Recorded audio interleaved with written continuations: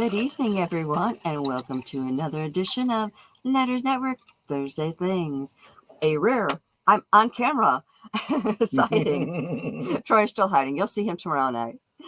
Speaking of Troy, let me introduce my co-host. You know him as that guy at the end of the bar, the love of my life, Troy Pacelli. How you doing tonight, sweetie, and what are you sipping on? I'm doing well, thank you very much. I'm sipping on a Diet A&W, but I'm two-fisting it because I also just poured myself a big chalice of lemonade.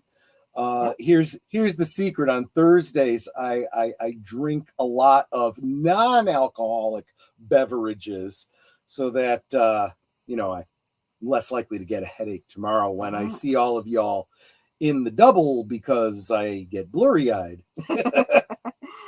I'm drinking my Meyer brand sparkling water, berry flavored, and I'm quickly dropping hi, sweetie, to somebody that I just saw come in because I do that. I just realized I need to scroll down a little bit if I'm going to see everybody that's in my chat. And speaking of the chat, I will be saying hello in one moment. Talking and typing at the same time is a skill that neither one of us really has. Yes.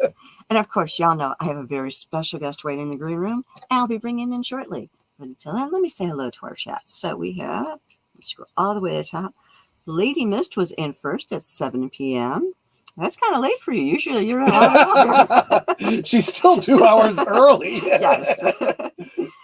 We also have Darkwood Presents saying hello. Welcome. Connie Cleary saying hello.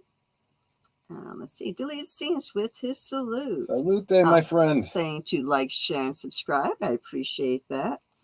Curtis Selby saying hello. You just scroll down, not up. Jesse Green saying hello. How you doing, sweetie? Scrolling. People saying hi to everybody else. That Troy guy saying hello to people, Well, usually I see him flirting with me, but I don't see an irony in the chat. I got a lot of irons in the fire trying to promote this stream. Let's see who else do I have in here. I know I saw some other people's. Oh yeah, I know this guy. Yeah, they kind of started pouring in as as we went live. Gary Ambrosia, I know this guy. Hail, you guys. Let's see. I know I saw other people. Must be a little bit further down. There's a lot of back and forth with the hellos. JPRPH1, who I did not drop a hi, sweetie, in my chat, so I'm going to do that right now.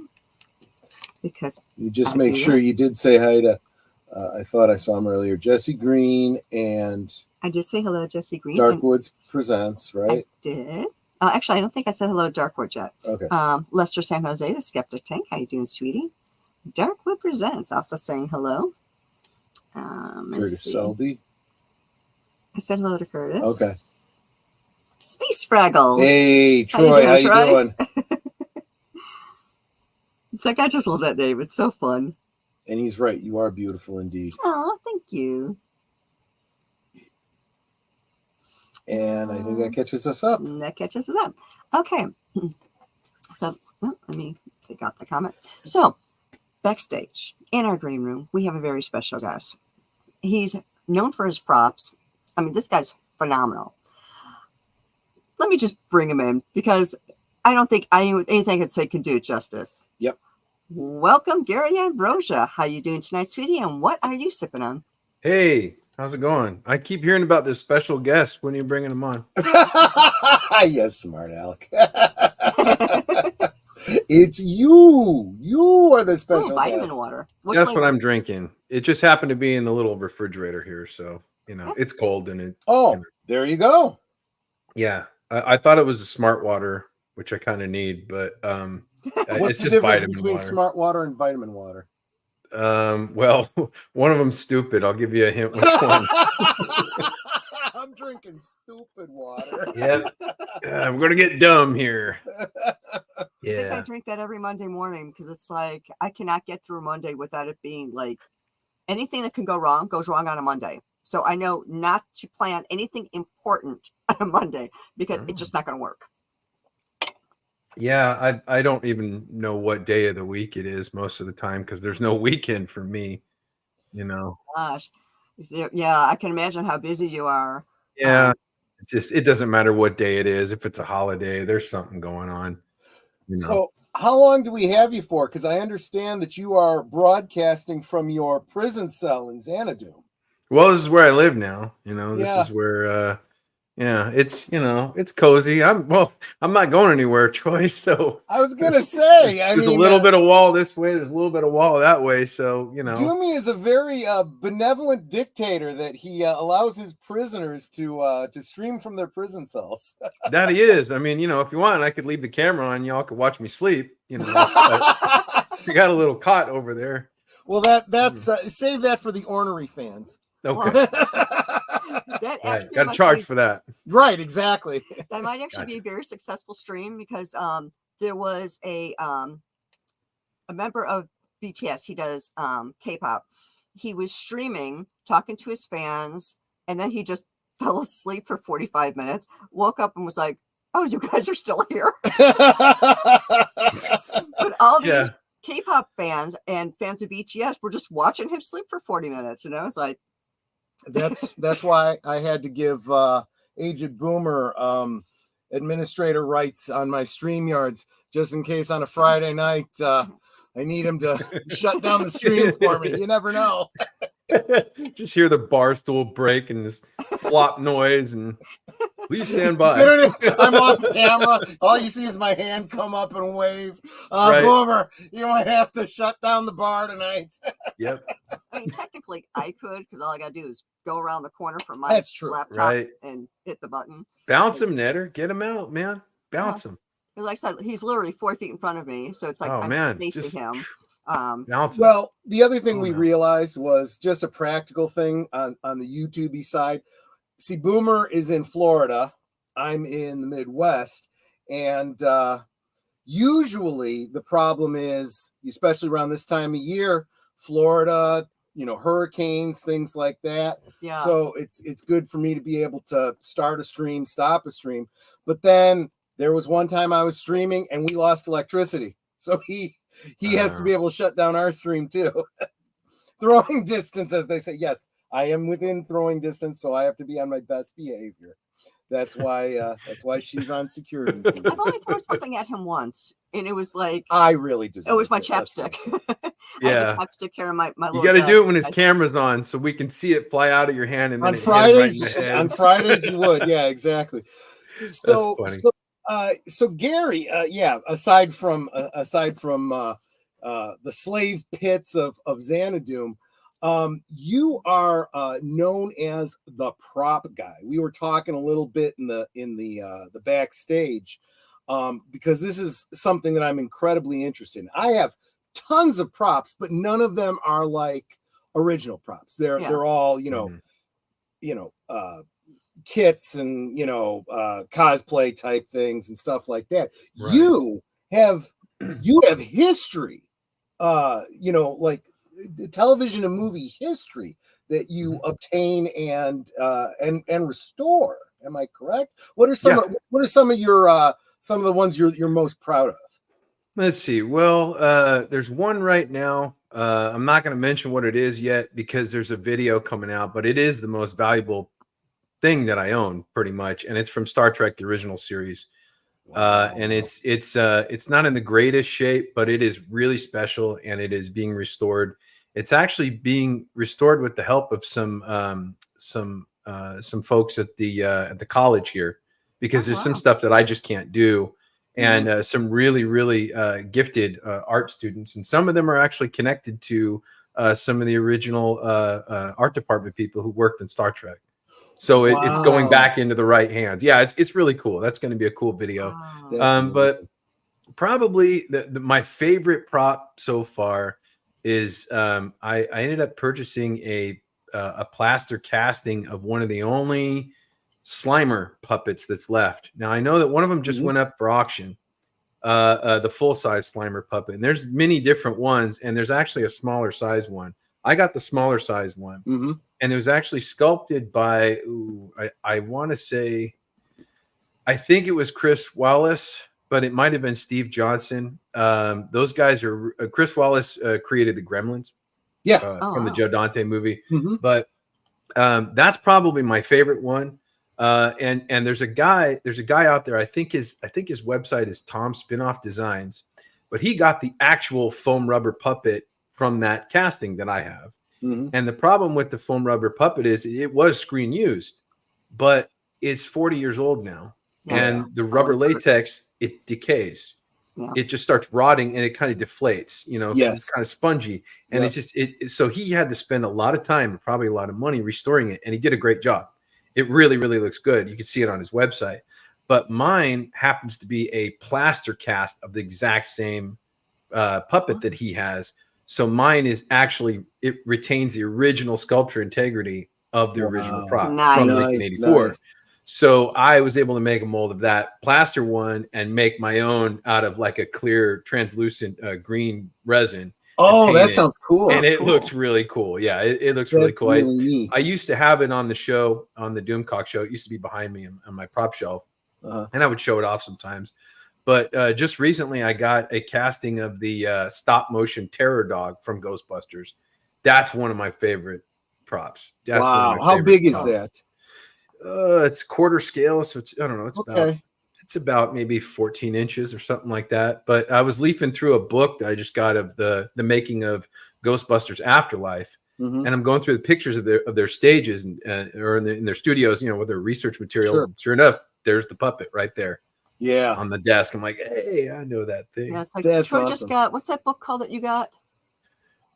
Yeah. So Uber expensive. I'm trying to remember what the name, the costume and prop company that just licensed out the Tobin Spirit Guide. Yeah. Have you had a chance? Oh, to see Magnolia that one? Props. Yeah. Magnolia Props. Thank you. Yes. Did you get one of the Tobin Spirit Guide? I did. Yeah, so did I. I got one too. I haven't even started reading it. Did you get the new one or the aged one? I got the deluxe one. The aged deluxe one. The aged one. Okay. Yeah, I wanted mine to look new. I figure as I read it and drink coffee near it and stuff, I'll probably end up aging it myself. So you actually have it? Mm-hmm. Yeah. I haven't started reading it yet. It is fully, like, every page is filled out, though, right? Amazing. It's got to be, what, about 2.5 inches There thick? are so many Easter eggs in there. I think there's a reference to all right, don't tell me any more about it, because I'm looking forward to reading it. Okay, I'm going to do a video on that, because that's a beautiful prop. They go, let's just say they go outside of Ghostbusters for their it's amazing. I thumbed through it and looked at a couple of different pages, because it's like, I want to make sure that for what he spent for it, it actually had a lot of good information. I know it was pricey. It's fantastic. Okay, cool. All right, all right. I'm excited about that. And see, I was one of those. I'm a crazy enough Ghostbusters fan that I have gotten every conceivable version of Tobin's Spirit Guide that's come out. I got the role playing game one. I got the there was like an abridged version that they had put out at one time, and I'm like looking at this going, I bet I could do, a full on, and I started thinking through how I was going to do that. And I was going to bind it and everything. And then they announced this thing, I did the same thing. Yeah. I'm like, you know what? Screw it. I'll just forget it, man. Just buy it. Just buy it. Yeah. Exactly. And he's good. That guy's really good. Magnolia. He's been around for years, and his props are really nice. So I highly suggest, if you guys have the money, go over and spend a little money over there. You will not be disappointed. DJ Ronnie G says, nice bulkhead. It's real. He actually can walk. It's not. I just put the caution tape on it because I keep hitting my head on it. I noticed when you went back there, I thought you were going to hit your head. It's definitely low clearance, but and then Space Fraggle wants Space Fraggle wants to know if there's any alien prop stories. I don't have any alien prop stories because the majority of that movie was shot in the United Kingdom, and I did not work in the United Kingdom. Same thing with Star Wars. I mean, I have a couple of. I don't have anything really original. Well, I have a couple of things, but I mean, I don't have a lot of that stuff because I didn't have access to any of those sound stages, or I didn't work in that country. Got a lot of stuff from Universal, Warner Brothers. That's where I used to work. I used to work at NBC Universal. I've worked at Disney Studios in Burbank. I worked lots of different sound stages and studios and with different art department people. It's funny, Troy, I think you were asking me backstage, like, where do I get some of this stuff? Yeah. Well, just like, it's kind of interesting. You could go into a place like you go into an effects supply house in Burbank or something like that. Yeah. And Burbank, for those of you guys that don't know, is that's like the North Hollywood area. That's where a lot of the studios are, but that's where the working people really live and work. Right. Nobody really lives in Hollywood. Nobody, what I mean? Most of the art department, the effects, the crew, the people who actually build and make and create things, they work and live in the North Hollywood area. And a lot of the supply houses are there. The interesting thing about the supply houses is they all have a warehouse in the back. And if you're nice enough to the people who are running the supply house, they let you walk into the back, and you start walking around and you start looking at these stone molds, and you'll start recognizing them. Wow. There'll be creatures from, some movie, and you're like, wow. That's that thing over there. And you start realizing, oh my gosh, that's from Star Trek. That's from Star Wars. That's from Indiana Jones. Yeah. You could see things, and it's just stuff sitting on a shelf. And half these old farts don't even know what it is. Yeah, exactly. So I remember one day I was like, hey, if I spend $1,000 on casting material here, you going to give me a few hours to go into the back and let me fill up some of them molds? And he's like, yeah, I suppose. So that's how I got a lot of stuff. I got a lot of cool stuff one day just by doing that. I always wondered, see, that leads me into a supposition I've always had. As a Star Trek fan going to the conventions for the past 45 years, 50 years, you'd see, back before they started licensing the good stuff, you would see props of phasers and things like that. Mm-hmm. And they would always say, this is made from the original molds. And I was like, how do people get a hold of these original molds? It's got to be a situation like you're describing. Yeah. Well, I think it's funny is that you said you've been doing this for 50 years, honey. You had been 2 years old when you started. I'm 50. You're 52. Is that right? Oh, well, he's probably 53. A Star Trek fan at 2 years 71. Old. 53. You're 53. Okay, 53. Yeah, okay, no, but I didn't start going to conventions until I was in high school. So, yeah, closer to 40, 45 years. Okay, she does the maths around here. So now, my question is, what is your favorite medium of choice? So do you prefer 3D printing or resin, or what's your favorite? I don't 3D print unless I absolutely need to. Oh, okay. I make everything by hand. Andy Masterson's in the chat, and he comes out swinging. Holy cow! Sounds like a made-up last name. What's your real last name? Okay, all right. The cat's out of the bag. Andy, my real last name is Lipschitz. Andy Lipschitz. Anyway, now that we got that out of no, that really is my last name, Ambrosia. As I'm reading the comment, I thought he was going to say, sounds like a salad. Yeah. That is my actual last name. There you go. But what were we talking about before we were so rudely distracted by Andy Masterson? Well, there was another question. Oh, my favorite medium. Oh, okay. So I try not to 3D print. I do use a laser cutter now. I had to build this miniature. It's the damn thing it's like 3 or 4 feet long. It's a massive lighthouse, and to get the real intricate woodwork, you'd sit there for years and sculpting this stuff out. So I have AutoCAD software, and I design stuff to be cut out on the laser cutter. That's about the extent of my computer assisted building when it comes to making my stuff. Other than that, I try to do everything by hand. We got a question from Geek Flag with Nate Knows. He said, hey, Gary, what is the newest prop that you have? I mean, anything from a movie that wasn't like the 70s and 80s. So in other words, he doesn't mean newest to you. He means newest like something latest, from the 90s or latest something. prop. Geez, Yeah. I don't know. I mean, most of my stuff is 70s, 80s. Mm. Probably Pirates of the Caribbean. Yeah, that's 2000s. Oh, you got something from Pirates of the Oh. Caribbean, huh? I have about 10,000 of the treasure coins. Wow. Okay, what do they Nice. make those things out of? Aluminum. Yeah, I figured that makes sense because you get the metallic look and sound, and Yeah. it's pretty Well, that's cheap all and easy to dropped work. in after the fact, but there's a reason why there's not much treasure after the second movie, and it's because I got it all. Because you got it all. Yeah. Yeah. And you can put it in a big chest, and it looks like you got a. Oh yeah. That Yeah, is probably awesome. Pirates of the Caribbean stuff because I worked on the second movie for a few days. Not for very long, but I did work on the second movie.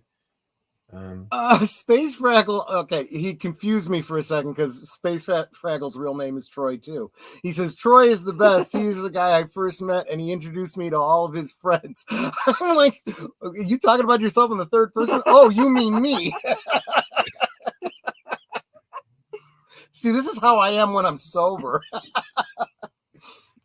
What's funny is many years ago, Troy was trying to put together a kind of a prop for Halloween in his office, and we were looking for those little gold coins for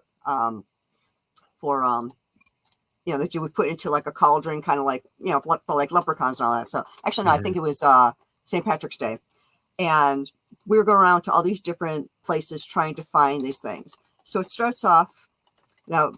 People that know me know that my mother's English and my grandfather's Scottish, and I'm Irish somewhere along the way in there. So we start off in the first couple of stores. We go, do you have any of those gold coins with the chocolate inside? No, we don't have any. Let's go to the next store. By the time we got to about the fourth or fifth store, I'm going, do you have any of those little gold coins with the chocolate inside? Because my accent started coming out.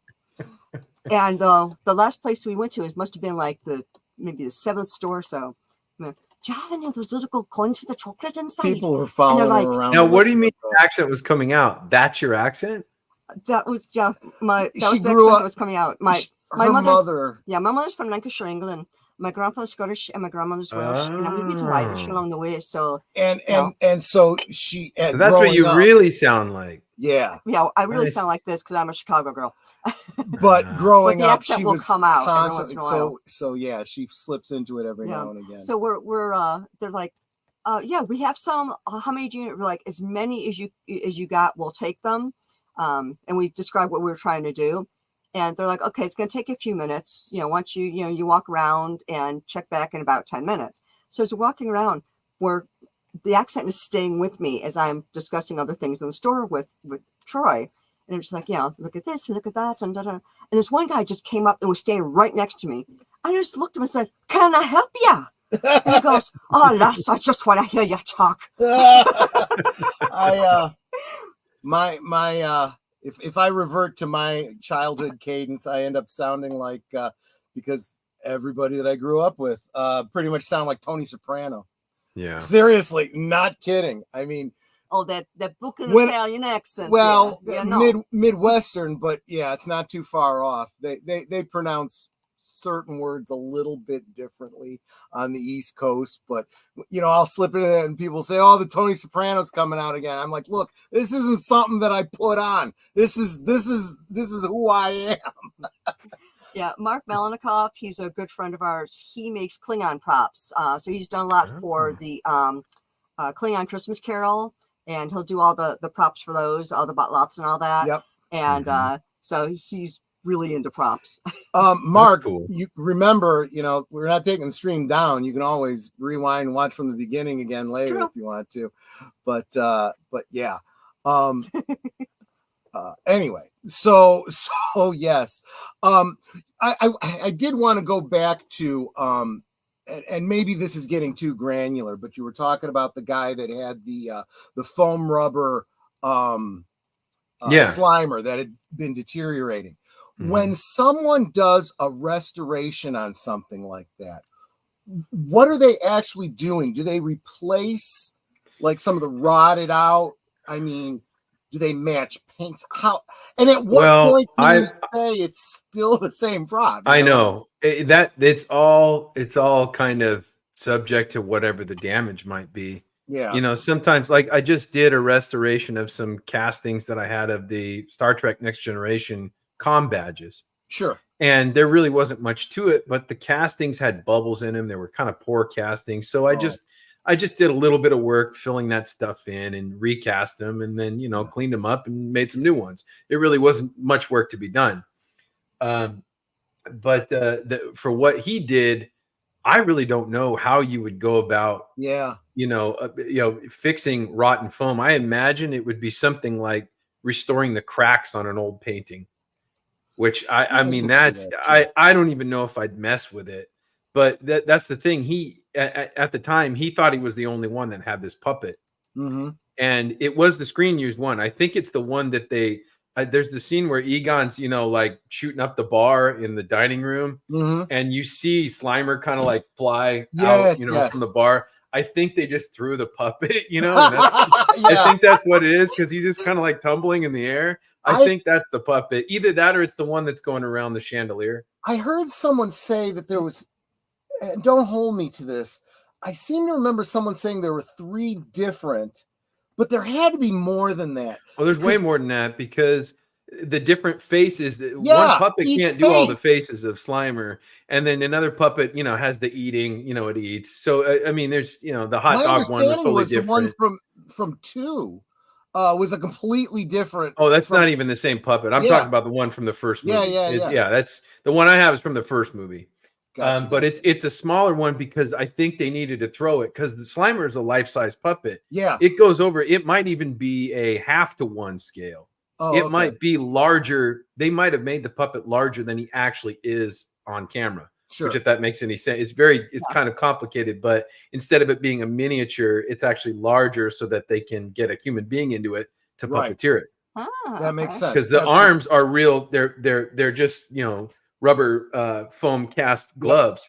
Yep. And when Slimer's eating and stuff, and moving around. But the one that I have, the one that I believe it's Tom's spinoff. I hope I'm getting the name right.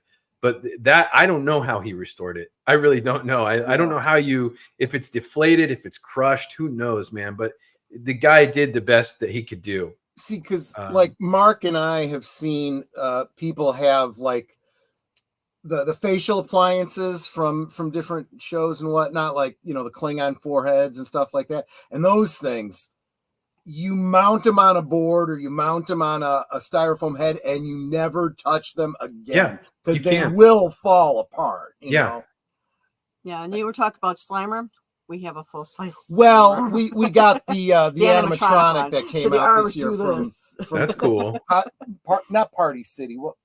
One of those Halloween places. I'll tell you what, though, it looks phenomenal. Yeah. I mean, yes, we spent a lot of money on it, but I think it's way better than. And then every time Troy goes and looks at it or walks past it, he goes, "What did you do now?" Because she'll take the little mini puffs and put them in his mouth and stuff. I'm like, he's got a tissue in one hand, and I said, "Why has he got a tissue? He's got to wipe his mouth, doesn't he?" I'm like, "You're worse than I am." Put a bottle of wine and a pizza in his mouth. Oh, that's a brilliant idea. I don't know why I didn't think of that one. I do have a plastic donut. Look. There you go. Just put a bunch of food in his mouth. Well, that'd be cool. Yeah, that's pretty much what I did. I have a bunch of the Stay Puft miniature marshmallow guys in there. And this one realistic looking donut that was actually a prop used when Troy was doing Otis for when we went to Metropolis for the Superman Fest. Yeah. He was Otis. I was Miss Tessmacher. So I went around with the plastic donut. I said, she said, "Why does it have to be plastic? We'll just get you a real donut." I'm like, I can't carry around a real donut in the 102-degree sun in Southern Illinois. Yeah. I just can't do that. Welcome, cyberpunk dystopia.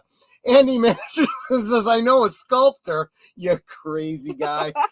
He's like a freaking savant when it comes to sculpting. I don't get him. And you were talking about props that are made oversized and then shrunk down in post. Yeah, because they get the really high detail, right? Right. Yeah, a good example of that would be Men in Black. When they opened up the face of that guy and that little alien was inside the guy's face. Yeah. That's an oversized head that's opening up. and it's meant to look smaller because you can't get the intricacy of the animatronics Exactly. Oh, yeah. that tiny, you know. So And that's look at you were just talking about Star Trek II: The Wrath of Khan when the Mhm. SETI eel comes out of the guy's ear.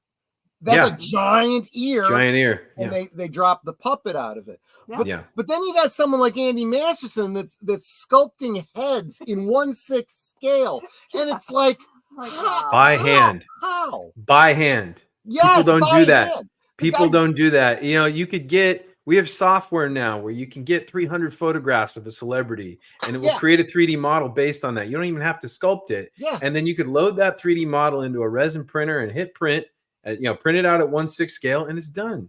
Andy sculpts this stuff I by know. hand. So, And that's the cool Andy, thing about it. I have a lot of Andy Masterson figures and I think I have them all.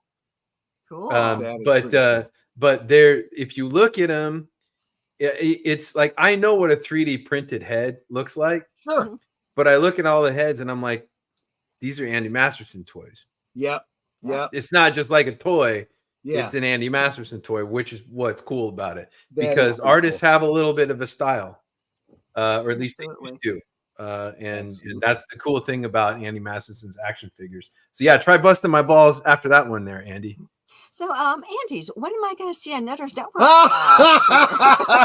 There you go. Yeah, my birthday's in December. Oh so, God! Yeah, no. He's years out on these things. Now, Troy, I believe you have a question from Retroblasting. Yeah. So we were kind of Michael from Retro Blasting was kind of one. He's in the market for. He wants because I said something about starting to get into aluminum casting. Mhm. And he says, I'm looking for someone who might be willing to make me. He wants a replica of the knife from the Temple of Doom bridge scene. You know, the machete. rope bridge. I guess it's the machete. Maybe it is the machete. I thought he said kind of. I don't know. Maybe it's not a machete. It's called something else because that would be machete's probably South American, whatever the equivalent would be in India. But that is with most of Indiana Jones was filmed in London too, wasn't it? I mean, as far as the prop companies were in London.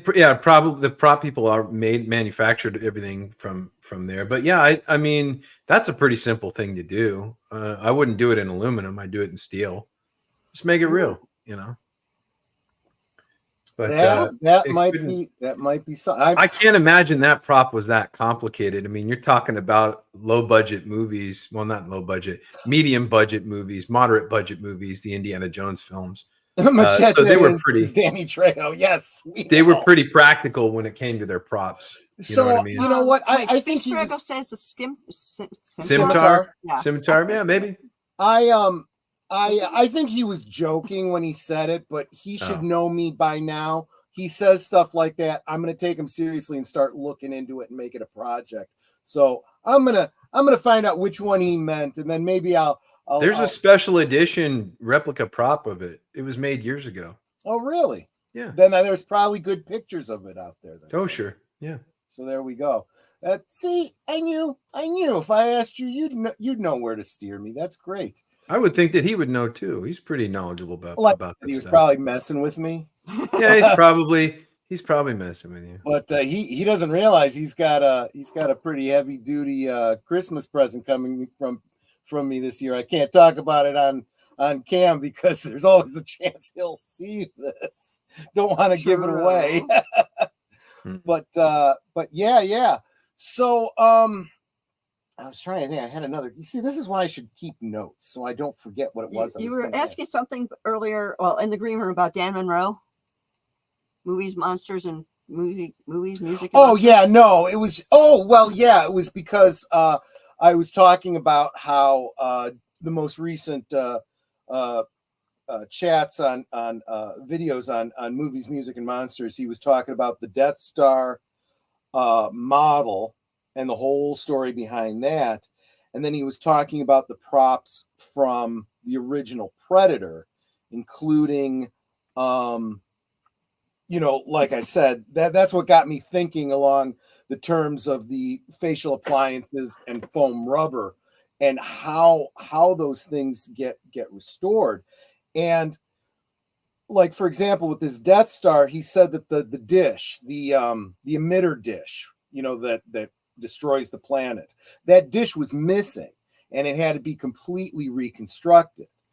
And that got me thinking, how do they know? I mean, I'm sure that a lot of these props have great pictures. You can get books out there with great pictures of them. The only way to get it truly restored would be to go to the people or the studio that built it and hope that they have a mold of it or casting or something. If they do, you can restore it that way. Now, you're talking about Predator. I'll bet you anything, Stan Winston Studios still has the stone molds that they did for all the foam latex Predator masks. They should have. If they don't, because a lot of times, guys, you know, something's made for a movie. It doesn't matter whether the movie is a big hit or not. It's smashed up into pieces and thrown away. Yeah, unfortunately. And you know what? That happened with Bruce the Shark. From Jaws. Yeah. And what happened is they were throwing away an actual fiberglass casting, not a foam rubber one, because the foam rubber one would have decayed and rotted. Right. A fiberglass casting of the shark from the original Jaws. It's the actual, it's a fiberglass casting of Jaws. They threw it in the garbage. Some guy who ran a place called You Pick Parts in Sun Valley, he grabbed it and he put it up on a stand at his wrecking yard.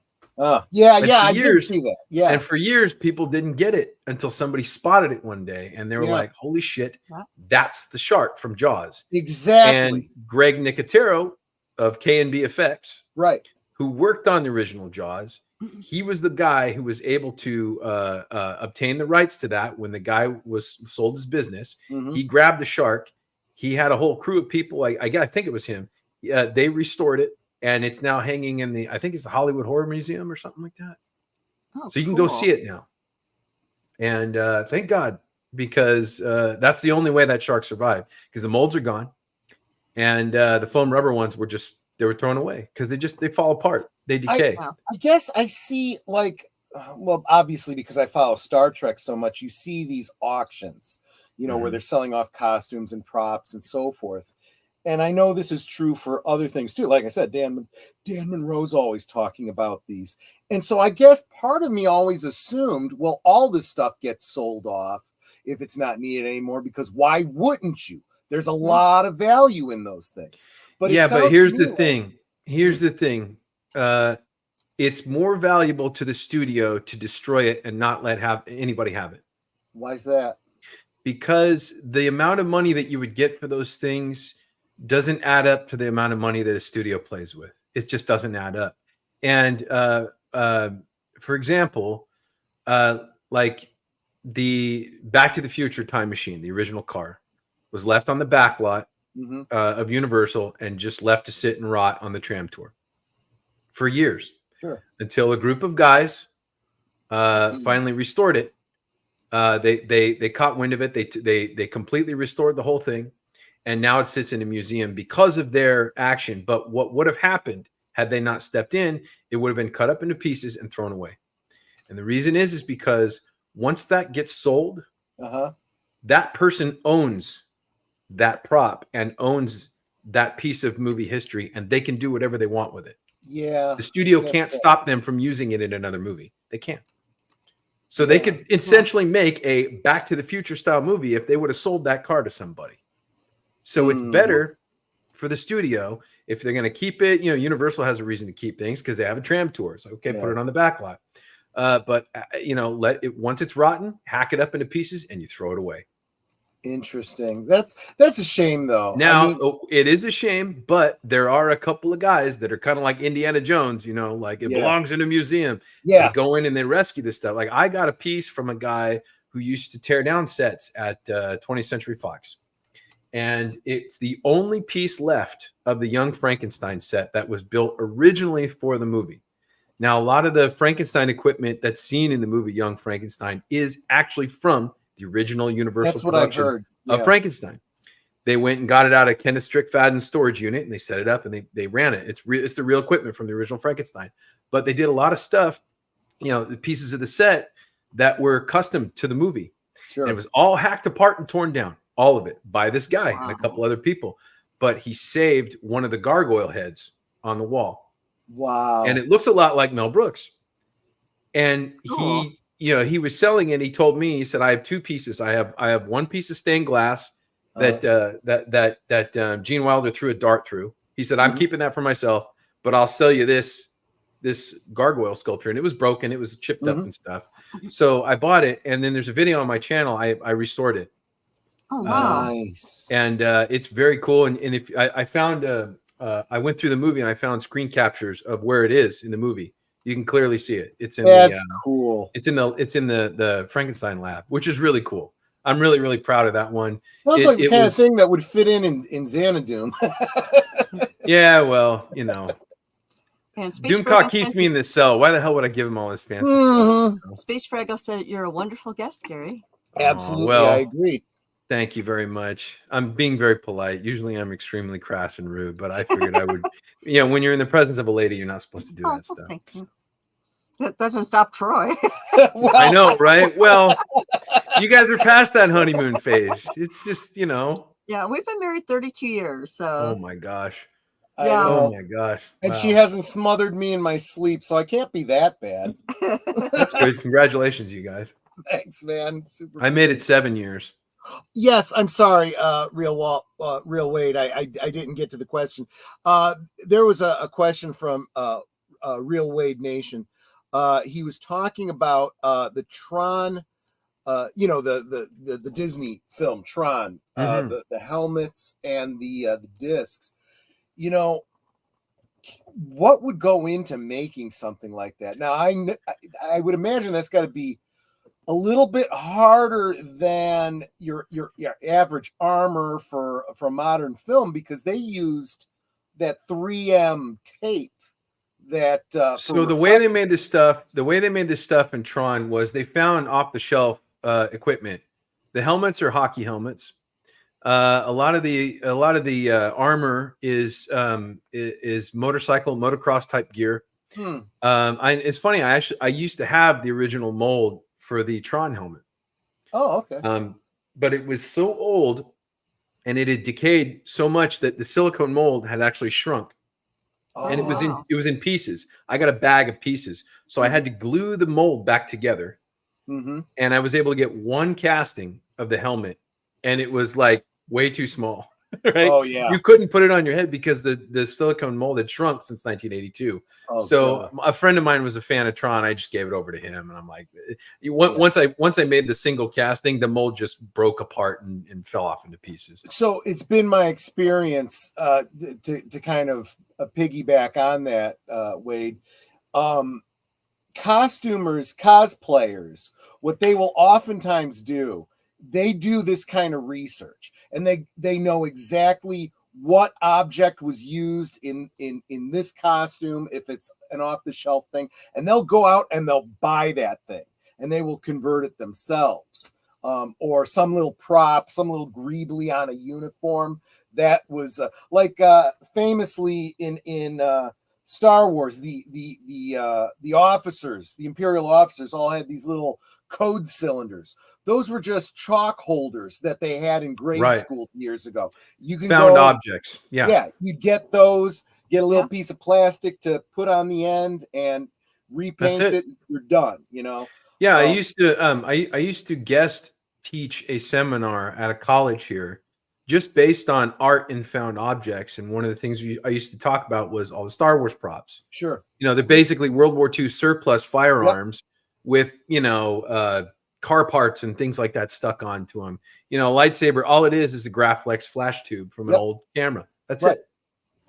That's it. That's all it is. And it's kind of ridiculous once once you know how the sausage is made, you don't eat it. You know what I mean? So right, exactly. It's you're looking at it and you're like, it's a camera flash, But I mean, when you're a kid, you don't know that, so it's like, oh my god! And what's funny about that is like the original Anakin Skywalker, Luke Skywalker lightsaber Graflex, that particular flash handle very, very valuable because they were all bought up by the Star Wars fans making their customs. Yeah, you it's know, like I even bought Troy the Netter got me the Graflex from the one that they used for the holiday special. She actually got me a bunch of them. Yeah, I've got like we picked the right time to tell you that.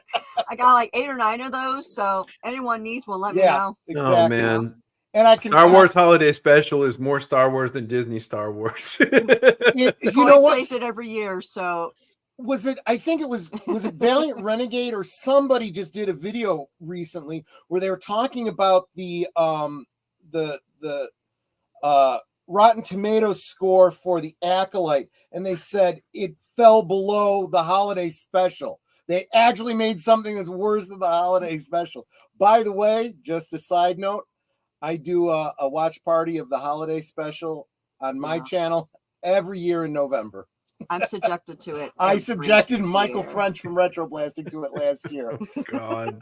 But he did acknowledge me because I sent him a copy of the DVD, and he used it as a reference because he made his own holiday special lightsaber. So and cool. Big Flag what Nate said, what is the biggest movie you got to work on? Oh, probably I'd say Pirates of the Caribbean. Oh, those movies. Yeah, that's probably it. I worked on a lot of them. Most of the movies I worked on were really crappy, low budget monster sci-fi movies and stuff. And I did a couple of TV shows too, but probably Pirates of the Caribbean was the biggest one that I worked on. Okay. Your favorite one? I guess if Andy Matthews favorite one, probably Punk'd. Oh, you know the TV show. Yeah. Oh, that's crazy. My buddy Kevin, who played the werewolf in American Werewolf in London. Oh, okay. He has his own creature effects company called Max Effects. And he was hired to play a gorilla because he does one of his specialties. He does apes and gorillas, full animatronic. You know everything. You know it's very realistic. And he was hired by Ashton Kutcher to I guess the target and took his girlfriend to Griffith Park, which is a zoo in Los Angeles, and somebody created the idea that there was an escaped gorilla, and he runs out and starts bashing on the car and then, scared the crap out of this guy, whoever this celebrity was.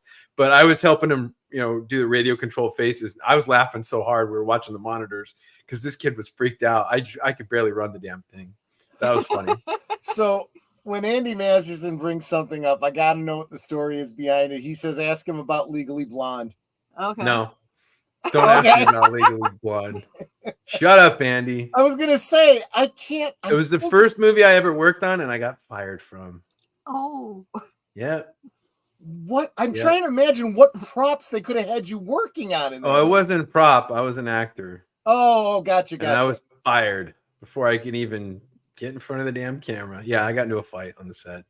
Well, okay, I can understand how you don't do that. You don't do it, Troy. They just fire you. You know, I was a young punk dipshit kid. I didn't know any better. I can imagine. I was petrified because I was, my agent was like, really pissed, and my acting teacher was like, what happened, Gary? And I said, well, I got fired. He's like, congratulations, now you're a real actor. He's like, welcome to the club. We all got fired once. I'm like, okay. There you go. I've been an extra. Yeah. Yeah, I'm in Poltergeist 3 and Red Heap. You can't really see me in Red Heap. In Poltergeist 3, I'm behind the aunt as she goes back up the stairs and turns into an art gallery. We did a watch party and we pointed her out to everybody. Space Fraggle says, I'm assuming he's talking about the holiday special. Mark Hamill wore more makeup than Carrie Fisher. That may be true, but Carrie Fisher did more coke. So that's true. That's what I look like. Yeah, that's right. That's literally Netter from Poltergeist Short 3. dark hair, long sleeve pink shirt. Yeah. Wow. Yeah, I heard that Heather O'Rourke was really struggling on that set. Who were you? Did you ever see Heather O'Rourke while you were working on that movie? I did see her. Because she was right in front of you on the escalator, right? No, that was the aunt. But I did, Nancy I Allen. did see her. I think I even talked to her, and the older girl played her cousin. She that's a the tragic story, Heather too. O'Rourke was not Yeah. doing well at all. She was very sick. Yeah. We had to take frequent breaks because she just couldn't. And they're like, Yeah. okay, we're going to actually film this other scene instead. Heather needs to take a break, da da da. And then, she'd come back and she'd try again. But if you notice how puffy her face was, Yeah. she was so infected at that time. Toxic shock Septic. syndrome. Yeah. Septic shock. Yeah. She ended up going to the hospital pretty much after we finished filming, and she was in the hospital for a little bit and then died. So it's like our bits were the last things that were filmed before she went into the hospital and passed away. Yeah. When she was really young, she was a model for Barbie dolls. Was she? Her face is on a Barbie doll box. Yeah, I think it's like My First Wow. Barbie, but it's Yeah. her holding the toy. I thought that was Oh, kind of that's pretty wild. That's pretty wild. But, Yeah, I became aware of her actually first from Happy Days. She was in Happy Days in the last season or two. And then she did the horror films or whatever. Yeah. But it was funny when Netter told me about, back when we were dating, she told me about Poltergeist 3, and I'm like, you're kidding. I knew some guys. I was a caddy at Butler National, and a couple of the guys that I worked with were talking about watching them filming. There were some scenes in the parking lot, and they said they were watching them. Someone wanted me to audition for the part. Oh yeah. Oh my gosh, man, you're terrible. It's too bad, Andy, because you would have been perfect for that role. Oh my gosh, you guys are brutal. Man, welcome right now. He's awake. Yeah, I'm awake too now.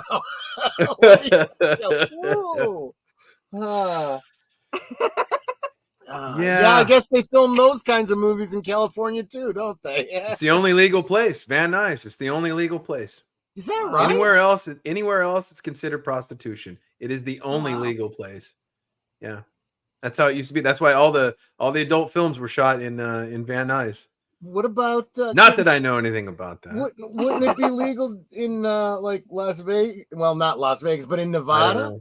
I have Nevada no idea. It's legal. Prostitution's legal. I don't know, man. But Van Nuys was the only place. Yeah. And yes, FKHC 2005. Good thing it wasn't Alec Baldwin who fired me. We wouldn't be talking. Oh man, we wouldn't be talking right now. Oh my gosh, man. Yeah, you're right. Yeah, you guys are coming up with right. Holy cow! You guys. Good old Alec. Hey, Andy Masterson has a great action figure coming up. Called Rusty the Sharpshooter. So keep an eye out for that one. It's going to be one of his best pieces. He's really hurry up and get that one done, Andy, because I want the first one of that. That is good. That is great. Wow. So you stream with the Doomcock crowd, and that is that twice a week? The Wednesday and once the Friday? a week. Okay. Wednesday. And do you have any other live streams? No, I mean, usually when I do, I just started doing subscriber celebrations on my own channel, which I just recently, a couple months ago, did 1,000, and then we're coming up on 5,000 right now. So I'll probably do one at 5,000. Maybe I'll set up. I had a really cool kind of multicam thing going on where I had a camera in the workbench, and I could make things. People could ask me, hey, sure. Can you make me something? And then, make some Jaws shark teeth or something like that. Yeah. That was kind of fun. So usually, and Andy and I have been talking about doing live streams together where he's sculpting and I'm making something. And then, we kind of just, do a little chin wag while we make something. Andy, that's terrible. What did he say? He said, did anyone see the Helena Hutchinson cameo in Beetlejuice? She's in the waiting room. Yep, I saw her. And then a Tuesday Sparkle 21 inside thing. Yes. Have you ever worked with Flappy? So Flappy. Who's Flappy? Okay, so if you've ever seen Twin Peaks, the opening segment where they show the sawmill and all this kind of stuff, they show this little bird sitting on a branch, and some fans did a fan film called Flappy, and it was this whole biopic about the actor who played the bird Flappy, and how he fell into drinking and hard times after Twin Peaks and died. And so every week when we do a watch party of Twin Peaks, Aged Boomer says, well, I heard that when Flappy, and then he comes up with this story, and it just gets bigger and bigger each week. And I'm like, this is brilliant. This is the best bit. I could never plan this myself. Flappy, the true Hollywood story. Exactly. Exactly. Okay, so there's a new Lynch thing. There's a new David Lynch thing. I don't know if you've seen this, but it's this short film. It's a black and white film where he's interrogating a spider monkey. Have you seen this?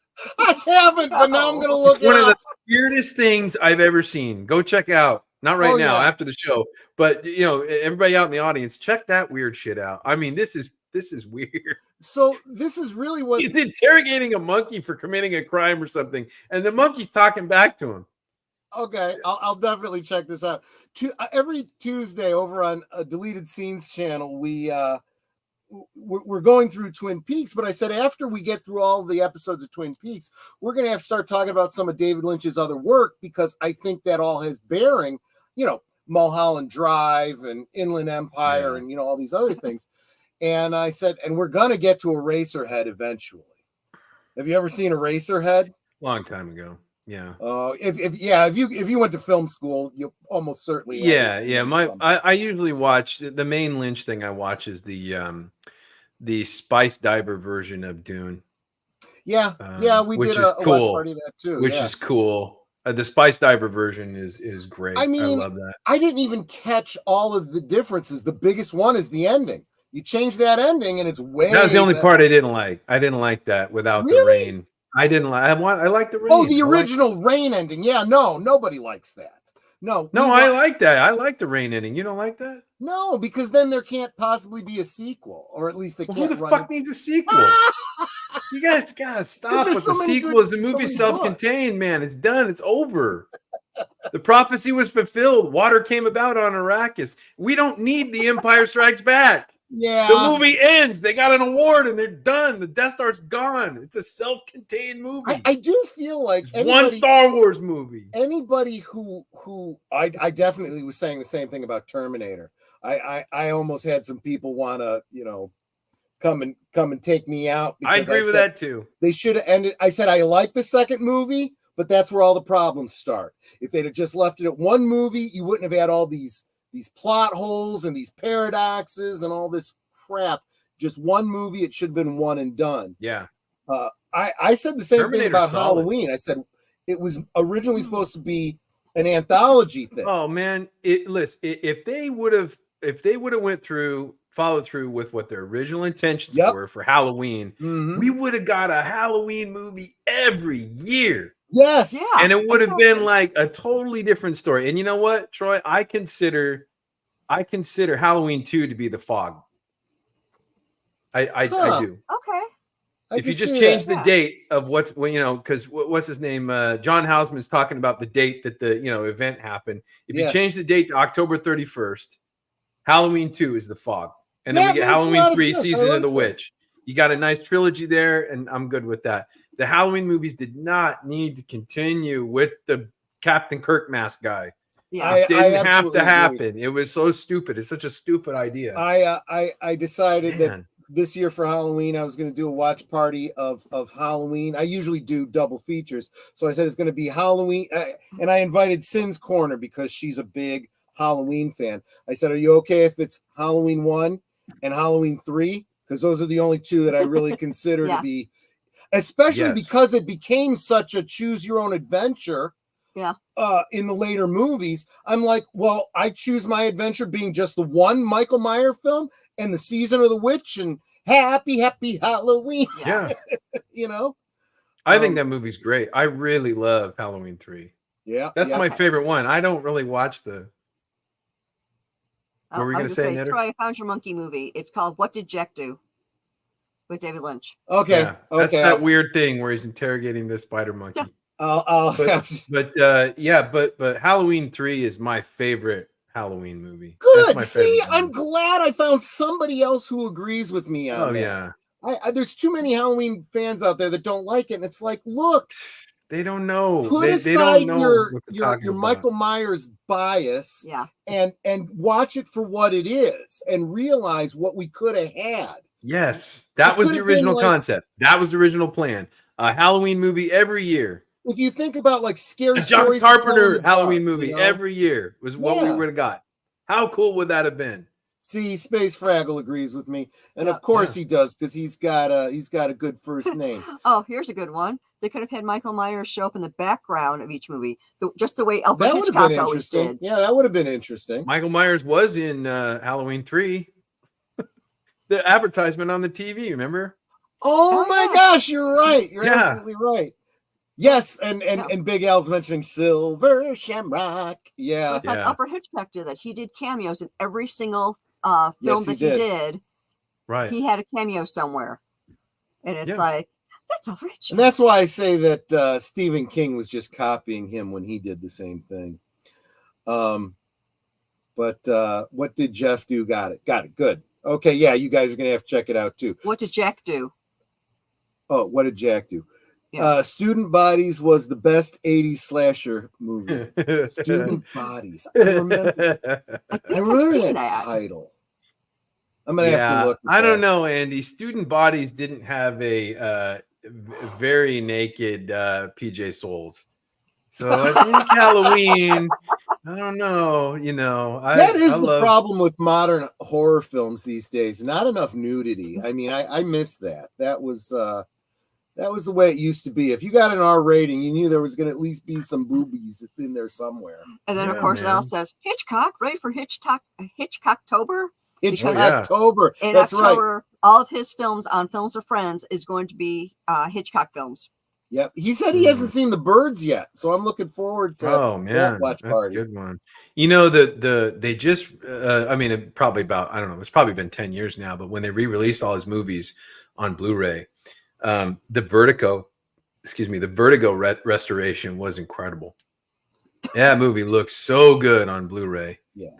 The negative scans and all that, it's God, it looks so good. I and love going back and rewatching them on Blu-ray. And this is why I say, when you find a classic film and you love it so much, you get the idea of remaking it. Don't do it. Yeah. You should never remake classic films.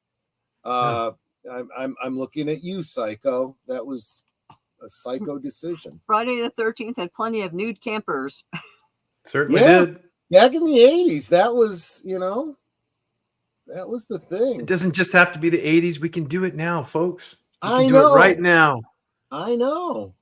Well, back then people weren't so uptight, and it's like they would just drop trowel and go, okay, where do you want me? Oh yeah. Well, I was like, good money. $50 is $50. You want to be a movie star? Get naked. Right. Real Wage says Troy missed my Texas Massacre chat. No, I'm sorry, I didn't. Yeah, I've been trying to keep up with the chat, but there's so much. And Samuel said I got to see The Birds in a local vintage theater last January before it closed. Before it closed down. Yeah, see, I love the old theaters, and we're losing them. Yeah. There was a really nice one in Metropolis, Illinois. Luckily, someone bought it and restored it, because they're going away. They really are. Well, it's very rare to find a 35 millimeter projector in a theater somewhere where you can watch, a 6-reel cut of a movie with that light flicker with celluloid. Exactly. I mean, we really don't have that anymore. I don't remember what it looks like. I'll always remember the first time I saw a digital projection. And I'm like, well, there goes that, because there was that kind of twinkle, that, that's something, that warm glow. And, and there's something to be said for the fact that the way photography works, right? Basically, that's what film is. It's a lot of, little photographs. It gets all the detail. That's why you could do HD restorations from film. But if you did it digitally, you're locked into whatever you recorded it at digitally. So, I mean, Tom Connors Right. knows more about that than I But the do. nice thing now is that the digital scanners are actually a greater resolution than film. So we get it really, we get every little bit of grain. Like if you watch Vertigo, I felt like I was watching a print of the negative, which it basically was. You know, I mean, it's better than any print that anybody saw in the theaters when it came out. And hail to Clifton 3D. Thank you so much. He is an incredible supporter of both of our channels. He has really been doing everything in his power to see that Netter gets the watch hours she needs to get. I only need about 250 more. So yeah, she's getting there. Thanks for everyone who is really opening up a second tab and just playing all, and so I can get those. You guys are just wonderful. I'm so close to getting monetized. I know. Not that it's going to be life changing, but it is like a little hit of dopamine, you know. Yeah, because then I get to have special like member names and things. Oh, we just want the emojis. And the emojis. Yeah, deleted scenes is always telling me I need my emojis. Yeah, so I need to have little emojis and Exactly. And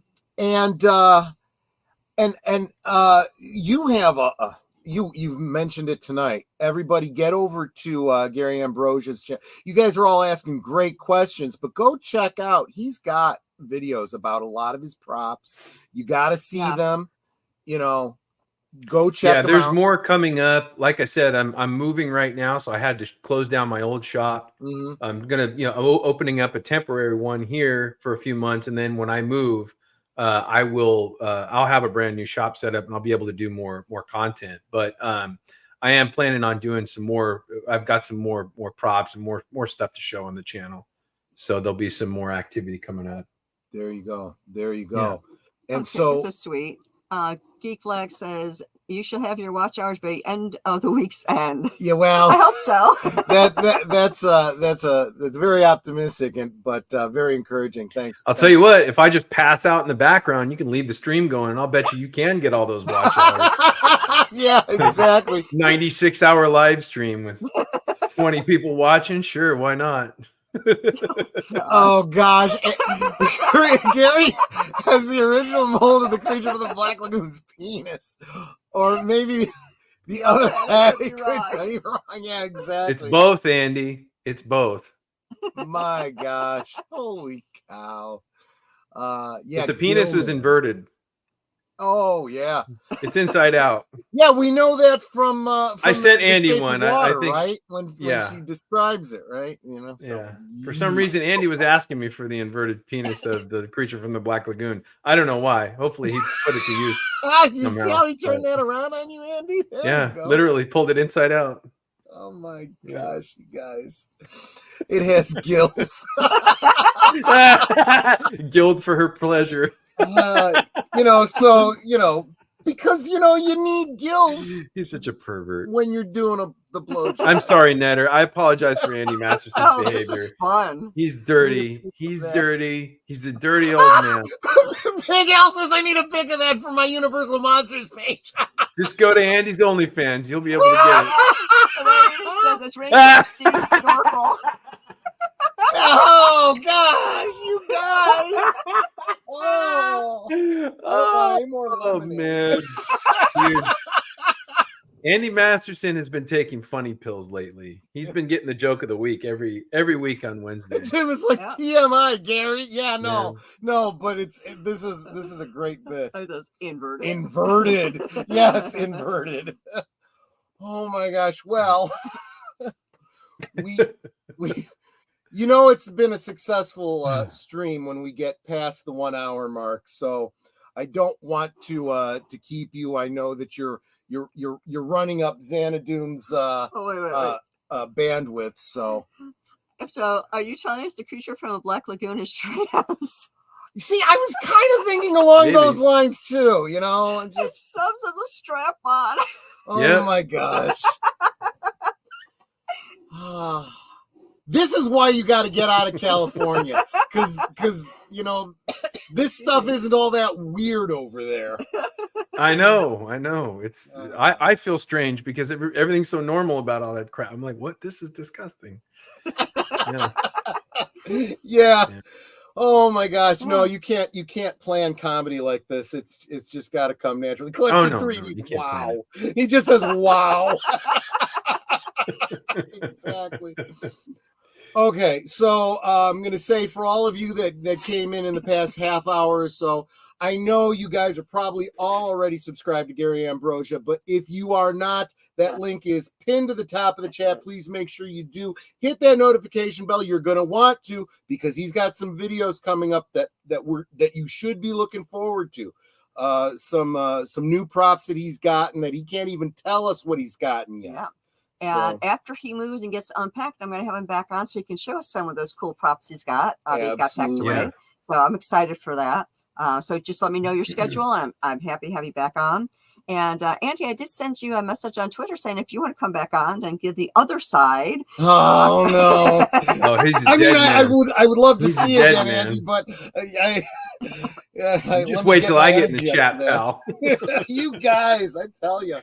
But I really wanted to thank you, Gary, because you were so Yes. encouraging to Netter just coming on tonight. But we had so much fun. Yeah, it's my pleasure. This is good stuff. This is good stuff. And yeah, I knew what you did, but man, some of these stories, Oh yeah, got lots of would them. never have even realized. But yeah, Got you've lots seen of some them. history. Some of them I can't say on the air. No. But, Yeah, I get it, but but that's some great history, though. It really, really is. JPRPH1 says, "Are you broadcasting from Xanadu proper?" He's in the prison cell right now. Yeah. And that's not just a green screen. That's an actual room that he can walk around in. Yep. And almost hit his head on. I saw it almost happen. Not even kidding. He's so tall. Right. I see. The thing too is I look at stuff like that, like the Greeblies on the from our side, over your right shoulder. Okay, It's wait, to the let left me get of him us. bigger so you can see it. Okay. Is that a molded piece or underneath the three lights there? Oh, you're talking about my atmosphere processor? Well, Yes. that provides oxygen for me so I can breathe There you down go. here at the center of the There you earth. go. The detail is just so incredible.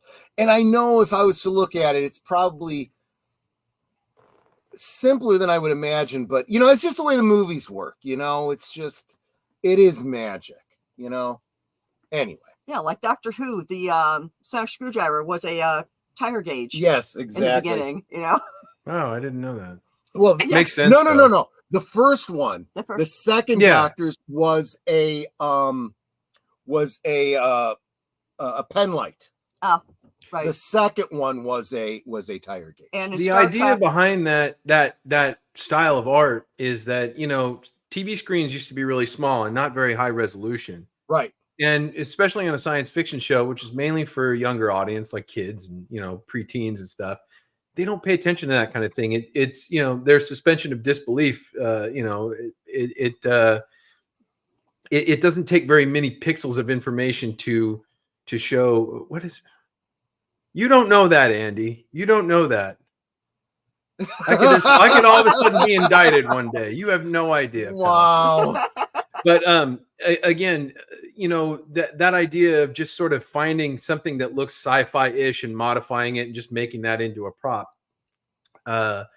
That was just what they did. I mean, the rough thing is you could go back and look at Buck Rogers, the TV show now, and because they did a really nice high definition scan of it. Yeah. The problem with that is every time you're looking at a TV monitor, you can see like the wood trim that the framed around the window, and you see the nail marks, and they're kind of crooked. It's like, the art department was having a few beers before they built this monitor.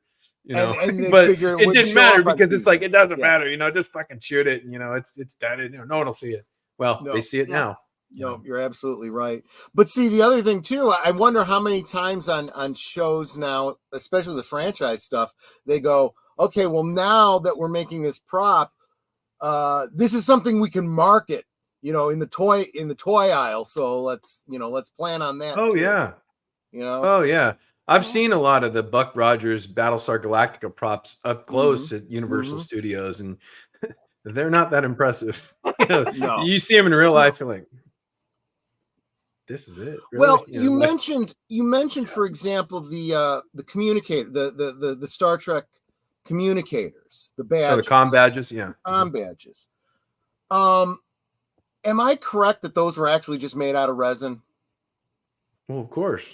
I always suspected, because What would it? I mean, that's what they make everything out of. You know, the if reason it's not made out of plywood or no. or lumber, The reason I asked that is because you see all these people at the conventions and they're all wearing metal. And I'm like, yeah, there's no way those were metal on the Oh show, no, because no. they'd be too reflective. No, well, that and it's not cost effective to manufacture something out of metal for a movie. Well, that's true. Everything is hokey plastic. You know, it's, I mean, really, when you get onto a movie set, you know, the stuff that cosplayers and you know, like Hasbro manufactures Sure. is way better than the stuff that you would see on a movie set. I mean, you look at some of the junk on the movie set, it's like, this is garbage. You know, pieces are falling off. The actors get a little too violent with it. The thing just falls apart because that's, you know, it's not meant to last. It's just meant to get through the shot. Yeah, really, like, you know, build this thing, do it quickly. We're going to take some photos of it and we're going to throw it away. That's it, guys. Do it quickly. I have a friend of ours that made a Klingon communicator for me. It's made out of pressed cardboard. Yep. And so he just took a whole bunch of thin sheets of cardboard, glued them together, and then cut out sections to make and it actually looks really, really good.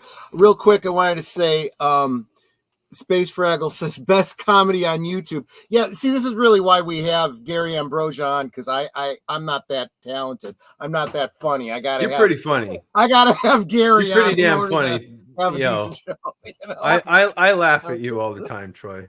Well, most people do. Not in the way that you think. But I laugh. See, I knew where you were going with that. I'm just messing with you, man. I think you're funny. All right, what do you got, Knitter? So this is, here we go. So this is all pressed cardboard, and you can see he just cut out in here, and then added in these parts here. This is all cardboard. Yeah. And I'm telling you, that is not far off of how they build this stuff. Yep. Yeah. Yeah, exactly right. I mean, like it's really when you look at it up close, it takes you out. The magic goes away. You know, because you realize you're looking at, you know, a piece of cardboard.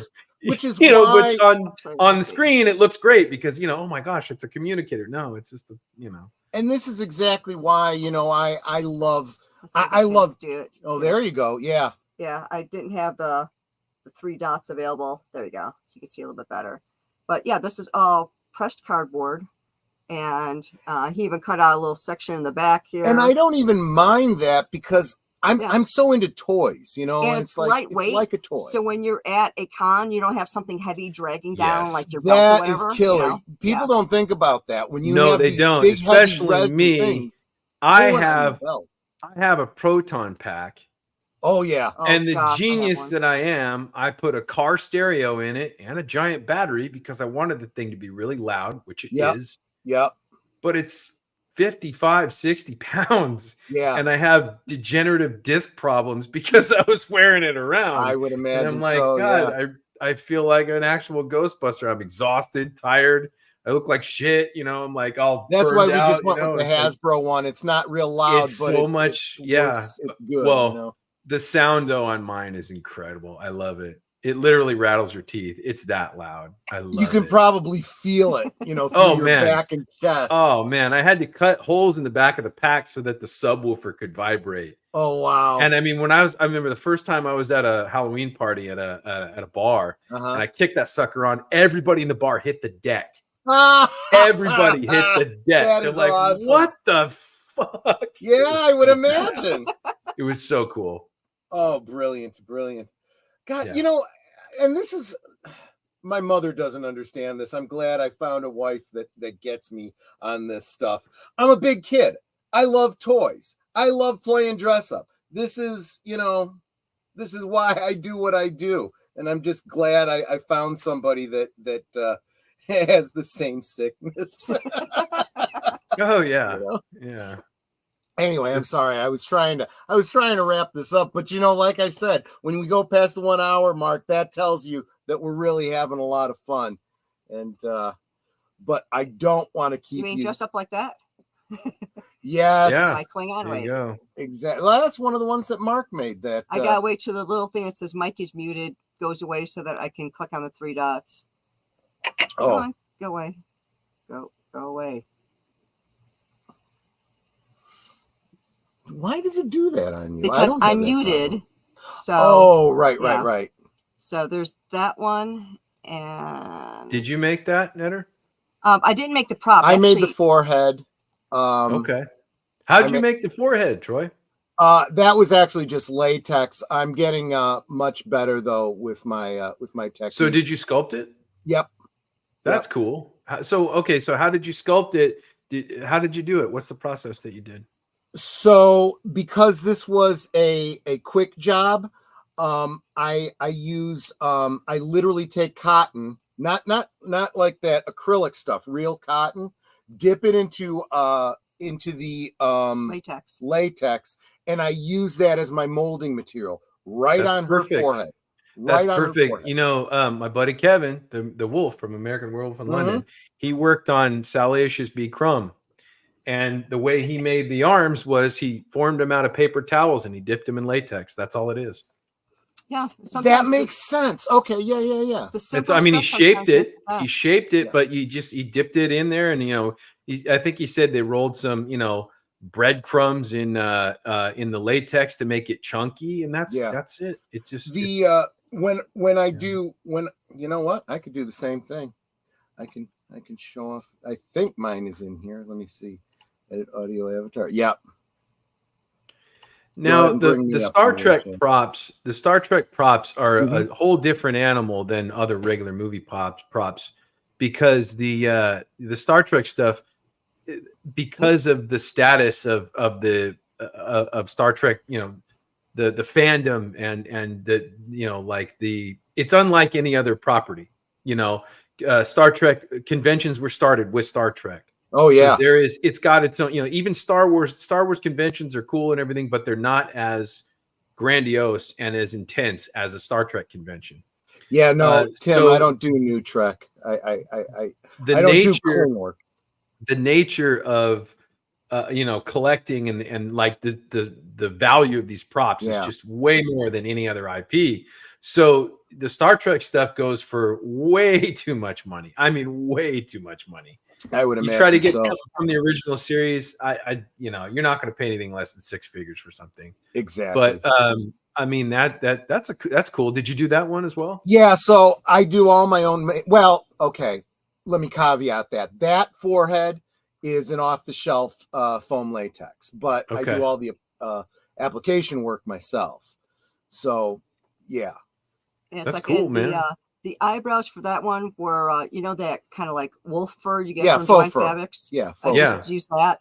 Although I did find some really dense eyelashes that will also do the same trick. Yeah, I keep improving and I keep improving. It looks great, man. The upside for me is that a lot of people will do those foreheads and they're affixed in the front and then they're loose over their hair. I'm bald. I just glue the whole thing down. Yeah. And you make a great Klingon, Troy. Thank you. I thank you very much. You'd be a great Klingon on any one of these Star Trek shows. He does speak Klingon too. I do speak. Yes. Where's the chocolate? In fact, I had to. Tom is probably looking at my comment, going, "Oh, Troy." They were talking. Someone was talking Klingon in the chat, and he brought it up, and I. Script doctor didn't understand what he was saying, and they went in and translated, and I said, well, actually, you know, I said what he meant to say was, and then I wrote it out in Klingon, and I said, and yes, the capitalization absolutely matters. Yes. You remind me of General Chang. You know, I did take a little, when I saw a bald Klingon, I'm like, that's it, I'm doing a bald Klingon. Yeah. Troy. Put it on Gary's tab in Klingon. I have never thought about how to say a tab, but I'm gonna have to look that up. I will look that up and I will let you know, Andy. Tab would probably be bill, so or how to pay, or make pay. Yeah, you'd be surprised the granularity they've gotten in things like chemistry and engineering. Every year, the Klingon Language Institute gets requests for words, and certain people, get the opportunity to ask Dr. Okrand, Mark Okrand, the guy who created the language. He creates new words every year, and they go into the lexicon. Of course, they do that for the shows. When the shows need to translate a certain thing, we get all kinds of vocabulary, but every now and again we'll get. This last year, we got a bunch of religious words, words from the Islamic faith, from Judaism and Christianity. And I'm like, what project is someone working on that they're trying to translate something? This is, it just boggles my mind. I love it. Yeah, no, I can see you, Kirk. Can you see me?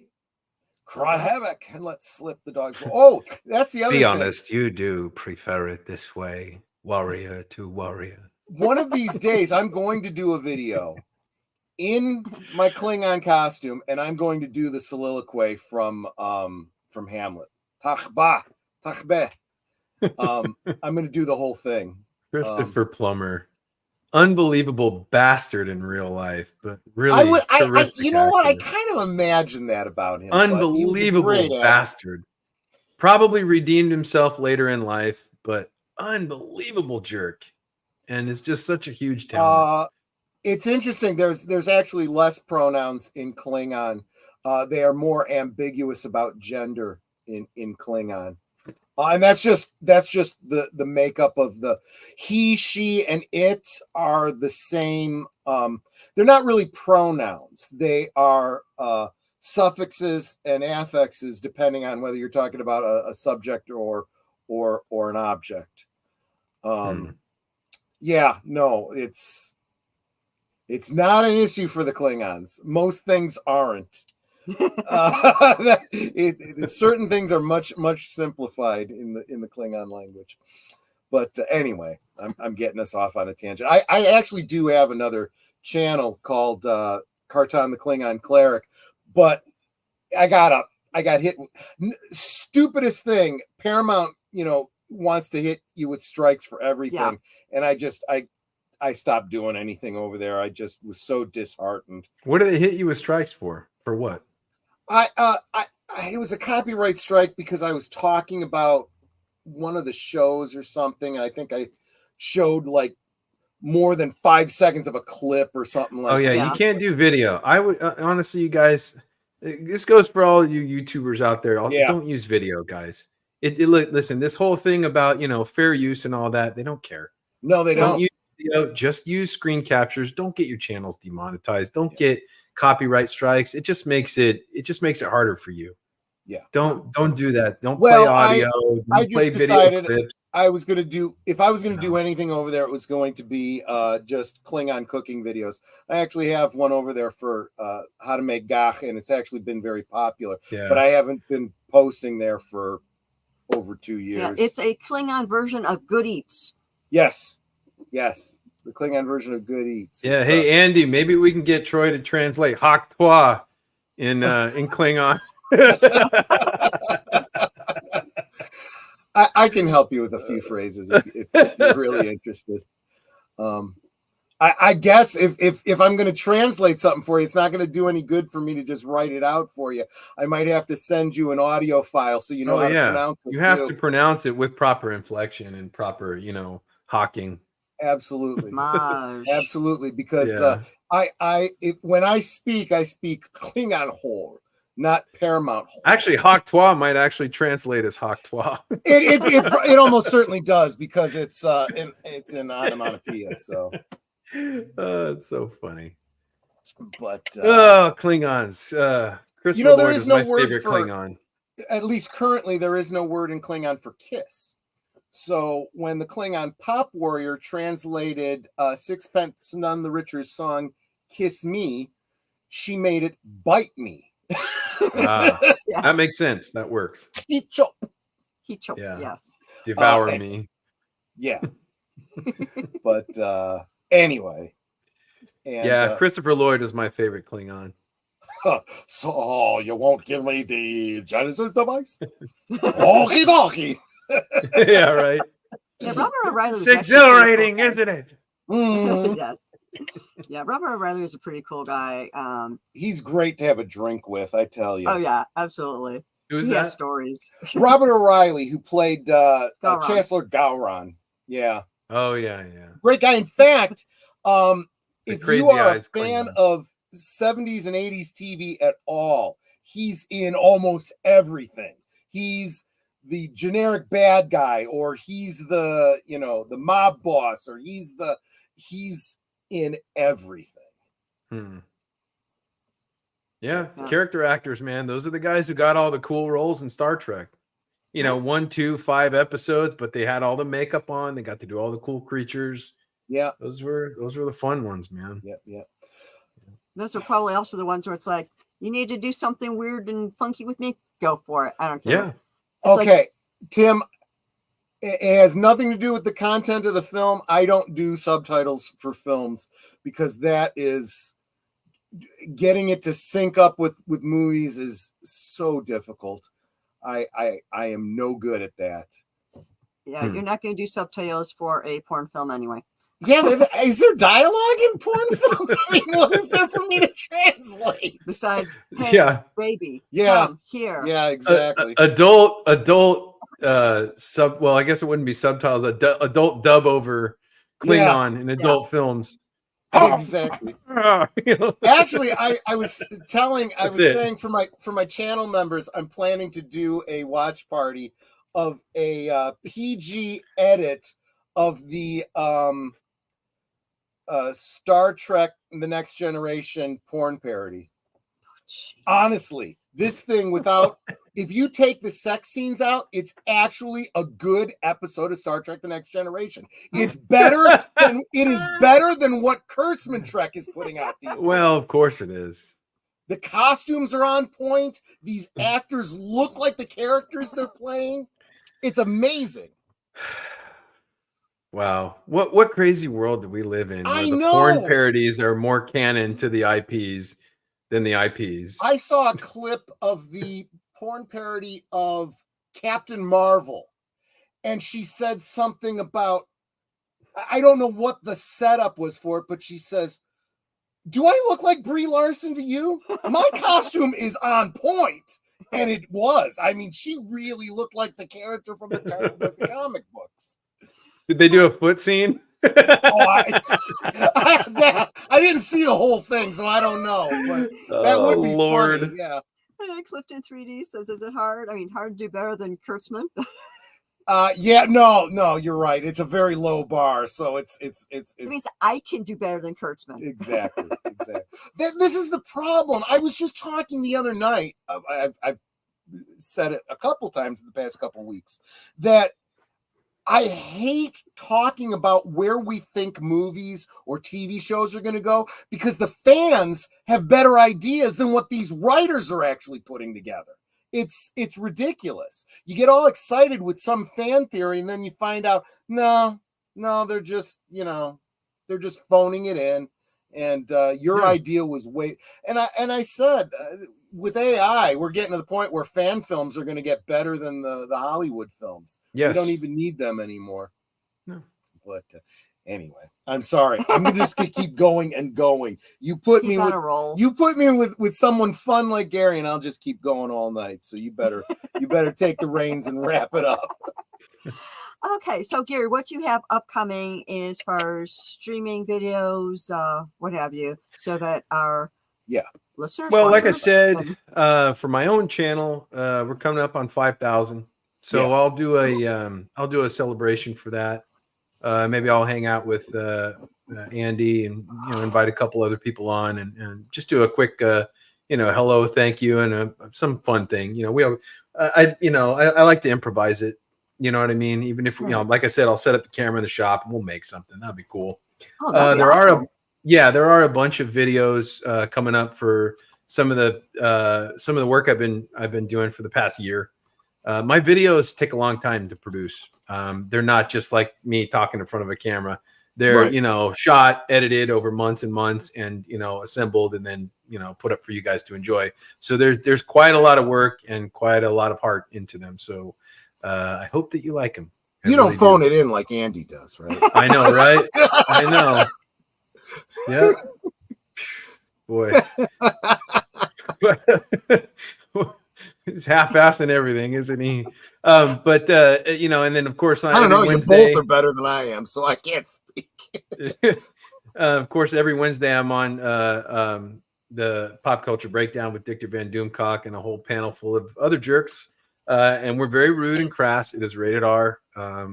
That is not how I normally am. I'm a little bit more like this. I'm a little more, you know, just a normal guy. But that show, we get a little bit edgy and a little bit, you know, exaggerated. But yeah, that's what I'll be up to. You know, I got Andy lots of, says I full ass everything. yeah, sure. But yeah, that's that's what I'll be up to. There's lots of projects going on. There's a lot of stuff that will not be on YouTube. There's all kinds of projects that we're up to. Oh, also, I almost forgot. October 3rd through the 6th, which is in 1 week from today, I will be in Nashville at the ICC Con along with Nick from Echo Base. Hopefully, Coach will be there. Let's see. I heard Culture Casino will be there. I think Valiant Renegade will be there. The lovely ladies from Force of Light Entertainment will be there. So that's going to be a lot of fun. So if you were in the area in Nashville and you want to make it to ICC Con, we will be there. Come on by and say hi. There Love you to go, see you. guys. Man, that's awesome. Yeah, it'll be fun. And I just dropped the link. I don't know if Netter has the stream set up to forward y'all, but right after this, get yourselves over to Deleted Scenes for his weekend update. He's going to tell you all the things he's doing this weekend, which is a lot. You know how he is. I thought I did, but let me take a quick look. So the idea is if we keep this going for about another 3 minutes, it gives Netter long enough to make sure that she's got the stream forwarded for you. What is all this stuff behind you there, Netter? Oh, movies. Well, we own over 1,000 DVDs, different movies, TV shows, and all that. Yeah, that's our She said, "We, Troy." Has she commandeered your collection? We've kind of grown it we together kinda share over the last 32 years. So she does the Sunday watch parties. She's Saturday. I'm sorry, Saturday. Every other Saturday on my channel. So this week is my week. So every other week on my channel for Retro Cinema, I grab one of the films, we throw it in, we do a watch party. And because we have so many, I started doing them alphabetically. So I'm currently on E. So our next one will be Eight-Legged Freaks this Saturday. And I you know, I saw she was having so much fun. I started doing a Monday night watch party too. So, but I do mine more thematically. But yeah, but then over her left shoulder, which is our right shoulder, a couple of action figures that I had gotten for her. Those are actually hers. She's a big fan of Fives from the Clone Wars. So, yeah. So here's my Fives. Cool. That's five. a loose figure of Fives. Yeah. And you know what I really like is the that guy Stan Solo on Etsy that does those cool custom Kenner figures. Yeah, those things are great. Yeah, those and they're so affordable. I look at those, I'm like, God, I would expect to pay $100 for that figure. What's even more important is they are top quality. They could just as easily have come right off the assembly line from Kenner back in the day. Yeah, and he's doing figures that we all wanted and didn't get. The Slave Leia and Oola and Darth Vader with the removable helmet, and you know, all the droids, you know. But he's also done a few that people have given him crap because he's done reproductions, and he did a reproduction of the blue snaggletooth. And I'm like, damn it, for $40, it's the only way I'm ever going to get one. It's of a those. reproduction of something that you're never going to get. So yeah, why give him hell for that? That's great. Exactly. And it's not like anyone could pass it off. It says Stan Solo on the back. Yeah. You know, it doesn't say Kenner Right. or whatever. Right, He's not right. trying to rip anybody off or anything. And it's like, and if you can't get the piece anywhere else for a reasonable price, which you either can't get it or you can't get it for a reasonable price, that's the way to go. Absolutely. You know? And Tangori also does some things where you can. Tangori works out of the, I think it's out of the Philippines. I think he gets stuff that falls off of trucks and what. No, seriously, some of these figures that'll show up, they were exclusive to a HasLab, or they were exclusive to a certain store, and it's been out of circulation for years, and suddenly he'll put up like 10 of them, and they, you know, They're sell gone. and they're Yeah. gone. Yeah. So I've got a good story about a funny story about the hammerhead creature from the Star Wars Cantina. Would you like to hear it? Absolutely. Yes. Okay. So my buddy Kevin, the werewolf, an American werewolf Right. in London, he that was the first movie he worked on. He came from the Midwest, and he I think he ended up writing a letter to Rick Baker through Fangoria magazine or something like that. Wow. And Just like a fan. yeah, exactly. And then Rick Baker wrote him back and said, "Hey, we're crewing up for a werewolf monster movie. Come on out, and put you on the crew." And he was put on the crew with Rob Bottin. Wow. You know Rob Bottin? Yeah. The thing. I mean, really, like major creature effects guy. Exactly. So I guess they were living together in the same house. And one night, Rob Bottin tells Kevin, he's like, they're gonna have a barbecue in the back, cook some burgers or something. Sure. And he's like, hey, Kevin, can you like go down in the basement and get me the bag of charcoal? That's exactly what Rob Bottin sounds like. That really is what he sounds like. But he's like, yeah, sure. So he goes downstairs and he's looking through the stuff in the basement, and the bag of charcoal is laying on top of the hammerhead creature from Star Wars. And it's crushed. It's just, laying on the ground as if it's like trash. Yeah. Amazing. So he grabbed the charcoal and he's like, isn't that thing from Star Wars? Like, oh yeah, I gotta pick that up. Oh my gosh. That's where the stuff ends up. That's where this stuff ends up. That's brilliant. Yeah. That's brilliant. And see, as a kid, I used to watch the behind the scenes. It would be on television back then because we didn't have physical media. So you'd see SPFX, Star Wars and whatnot. And I would always imagine, how do they make those costumes? How do they make those the heads? How does somebody wear something like that? I was always interested in that kind of stuff. Darkwood presents says, imagine I get to be on the show next week after this guy. Such an act to follow. Well, hey, you're up to the challenge. You're up to the challenge, Darkwood. It's fun. It's fun. It's fun every week. It is. We have people on because we wanna get to know them. We want to chat with them, and we want you all to get to know them. That's why we bring you on. And I feel like we're taking advantage of Gary Ambrosia, and I think we're taking advantage of deleted scenes too, because he's holding his stream for us. So we got to wrap this up. Oh, I didn't know that. Okay. So today's Thursday. So tomorrow night over on Last Call. Tomorrow night, a very special guest for me too. Author guest Chad Bednar, the author of Keeper of the Sins. He's going to tell us how he came up with the idea of a vampire that works for the Vatican. He'll tell you how you can get a hold of his first two books and when the third is coming out, and what other books he's got coming in the near future. That is Friday, and you know what? Tune in Friday, and we'll tell you about all the rest. And if you want to see me and Troy in the promo for that, we'll be playing it tomorrow night.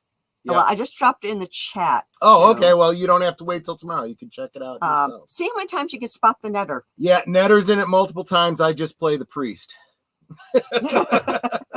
So there you go. Yeah, I was also about 100 pounds heavier back then. So, but I don't think you'll miss me. Anyway, I know they might. Right. That Saturday, Deleted Scenes is doing a bunch of stuff, which you'll find out on Weekend Update right after this. I did set up the redirect. So if you stay right here, you'll be redirected to his channel right after this one. Yep. But then Saturday night, 9 p.m. Central, 10 Eastern, we'll be watching right here on Netter's Network, Eight-Legged Freaks. So if you have spider issues, this may not be the film for you, but it's kind of funny too. Then let's see, Sunday, more deleted scenes all the time. And then at 8 p.m. Central, 9 p.m. Eastern, it's Geeky Geezers. Anything in particular that's going to... Again, there's a lot of gaming news. We got Ubisoft completely imploding. And, you know, I mean, it's market correction. You got to expect Those assholes. Yep. Those assholes.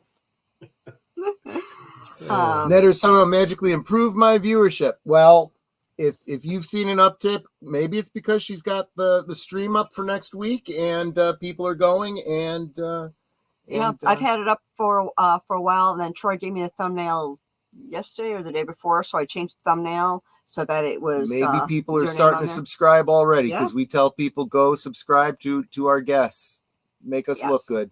And let's see, so that's Sunday. Monday, what's Monday night at the movies?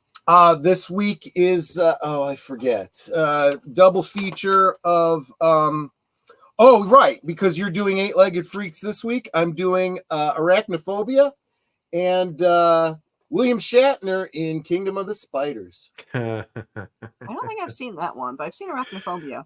It's it's a movie that exists. Yeah. That was Shatner when he was struggling a little bit. He was. Yeah. He's still good. He's still Shatner, but he was, you know, he had to pay some bills. He did. Absolutely. And then Tuesday over on Deleted Scenes channel, Troy and I will be guest hosting along with H Boomer for another episode of Twin Peaks on Sparkwood in 21. Twin Peaks Return, part 14. And then right after that, on Troy's channel, we'll be watching another exciting episode of Blake 7. Yep. Which then brings us around to next Thursday, where my special guest will be Darkwood Presents. That guy right there. I see you in the chat. Yeah, all righty. That guy. Yes, exactly. So it's like, so we're going to have him on. And I think that's everything up to next week. Yep. So, Gary, any final words? Hail to you guys. Yeah, that's it. Thanks for having me on. That's all. You caught me off guard, Netter. Don't let it happen again. You didn't get the script? Right. Yeah, I didn't. No, but thanks for having me on, you guys. You guys it was a lot of fun. And I can't wait to have you on again. Sure. Yeah, just call me, you know. Absolutely. Make it happen. Awesome. Troy, last words. No, I want to thank everybody. You know, do all the YouTube things. Hit the like button on your way out. Make sure you're subscribed to not only Netter and myself, our guest, Gary Ambrosia, and to each other. Make sure you're subscribed to each other, even if there's no content on the channels. This is social media. Let's be social. Let's, because someday somebody might put out a video and you will be ready to watch it and encourage them. Absolutely. And of course, Gary, I know you already got some subs from chat members because a few of them have said, hey, I subscribed. And cool. I did notice that your number changed, although I can't see the exact number. I saw that it went from the third number changed from a 2 to a 3. So I know you got a few more subs. Cool. All right. Thanks, you guys. You're well on your way there. YouTubers together, strong. And you know, I have mentioned this so many times lately at the end of my streams. It's like you subbing to any of us, you dropping that comment, the thumbs up, whatever it may be. Little dopamine. It doesn't really mean, it may not be like a big thing for you to, I'm going to subscribe, I'm going to hit that thumbs up, whatever. But it's immeasurable to us trying to grow our channels and make everything better for you. So like Troy's monetized, and I've mentioned this before, that anytime you do a super chat, super sticker, you have a membership, what have you, any monies that he gets from that, we're putting right back into the channel. You guys are the producers. We're making it better for you because this isn't for us. This is for you. We want to make our content the best it can be for you. I mean, right now we're sitting in our family room. Behind me is all my my videos. So it's like, I'm actually in kind of like a maybe 6 foot by 5 foot space where I'm sitting right now. So it's not really big. I'd like to do something where our space is a little bit better so that, we've got more room. You can have my prison cell if you like. Awesome. It's I'll not as take big it. as your living room, but